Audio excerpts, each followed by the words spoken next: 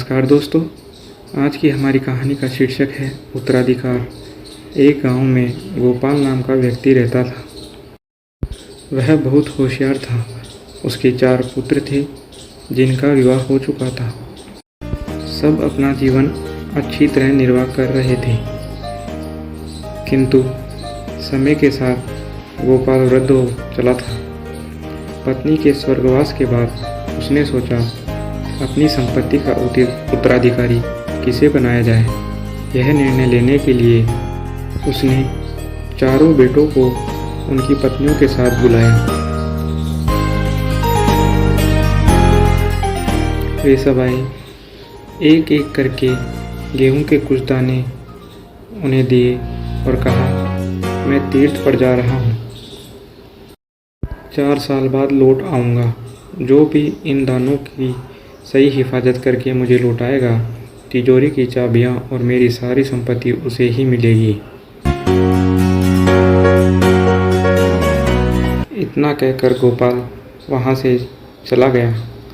पहले बेटे बहू ने सोचा, पिताजी का दिमाग खराब हो गया है। 4 साल तक कौन याद रखता है। धन पर पहला हक हमारा ही है, हम बड़े हैं। ऐसा सोचकर उन्होंने गेहूं के दाने फेंक दिए। दूसरे ने सोचा कि संभालना तो मुश्किल है, यदि हम इन्हें खा लें तो शायद उनको अच्छा लगे। लौटने के बाद हमें आशीर्वाद देंगे और सारी संपत्ति हमारी हो जाएगी। यह सोचकर उन्होंने वह दाने खा लिए। तीसरे बहू बेटे ने सोचा, हम रोज़ पूजा पाठ तो करते ही हैं। अपने मंदिर में जैसे ठाकुर जी को संभालते हैं, वैसे ही यह गेहूं भी संभाल लेंगे।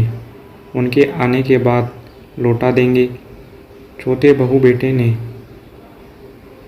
समझदारी से सोचा और 5 दानों को एक एक कर जमीन में बो दिया और देखते ही देखते वे पौधे बड़े हो गए। कुछ गेहूं उगाए, फिर उन्होंने उन्हें भी बो दिया। इस तरह हर वर्ष की गेहूं की बढ़ोतरी होती गई। दाने कई बोरियों में बदल गए। 4 साल बाद जब गोपाल वापस आया तो सबकी कहानी सुनी और जब वह चौथे बहू बेटे के पास गया तो बेटा बोला, पिताजी, आपने जो दाने दिए थे अब वे गेहूं की 50 बोरियों में बदल चुके हैं। हमने उन्हें संभाल कर गोदाम में रख दिया है। पिताजी, उन पर आप ही का हक है।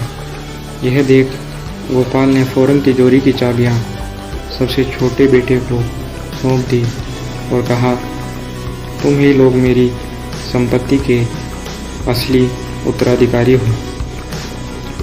इस कहानी से हमें यह शिक्षा मिलती है कि हमें बुद्धिमत्ता और समझदारी से जीवन यापन करना चाहिए। मित्रों, अगर आपको ये कहानी अच्छी लगी हो तो इसे अपने अन्य दोस्तों के साथ भी शेयर करें और चैनल को सब्सक्राइब करें और लाइक भी करें। धन्यवाद मित्रों।